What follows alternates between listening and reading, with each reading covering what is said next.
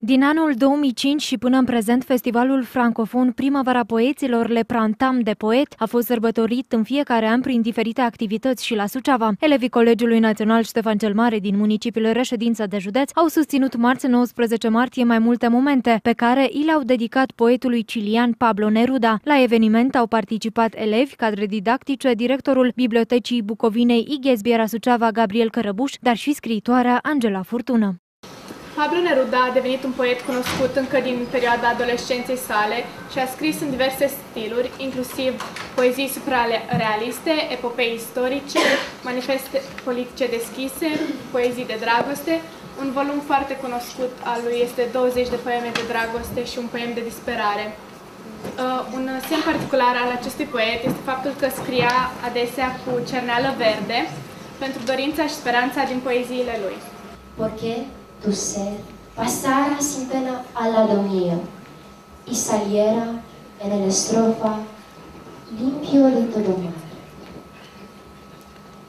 ¿Cómo sabría amarte, mujer? ¿Cómo sabría amarte? Amarte como nadie supo jamás. Morir y todavía amarte más.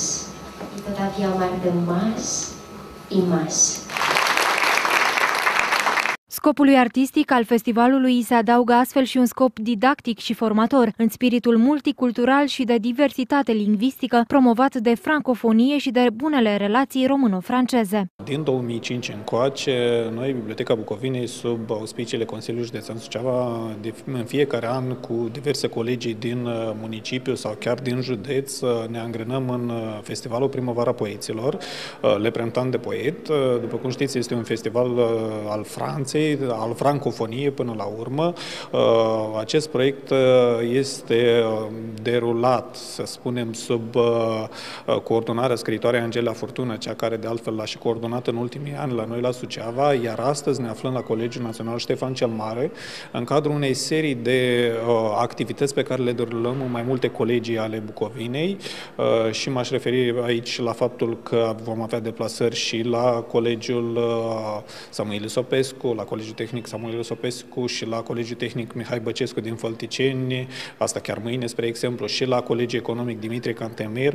Așadar, vom avea o săptămână plină cu activități în diverse colegii, activități derulate, cum spuneam, în parteneriat, sub cupola mare a acestui festival internațional al francofoniei, activități în cadrul cărora se vor susține recitaluri de poezie, inclusiv de către colega noastră scriitoare Angela Furtună, de către elevi, așa cum ați putut vedea și în sală, de către invitați. În acest an sunt, pe parcursul a 2 săptămâni, activități derulate foarte numeroase. Am avut chiar pe 13 lansarea cărții Monica Lovinescu este etica, volumul 1 Geneze, aparținând aceleiași Angela Furtună, lansare la Iași, sub auspiciile Institutului Cultural Român, filiala Iași, și al Uniunii Scriitorilor din România, iarăși filiala Iași.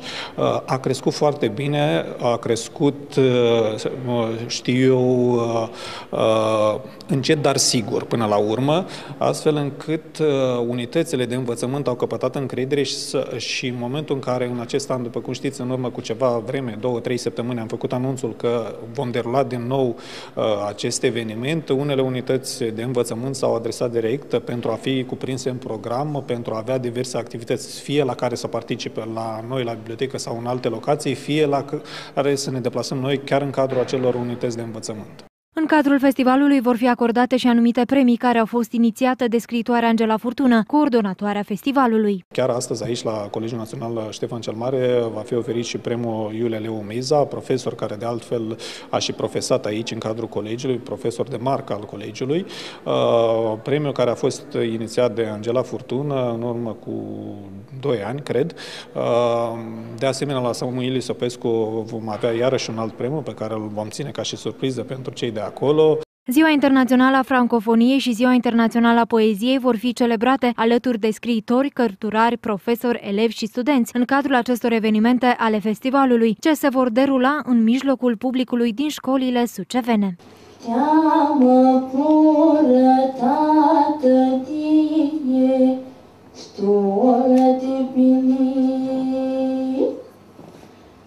te-am purătat tine, de-a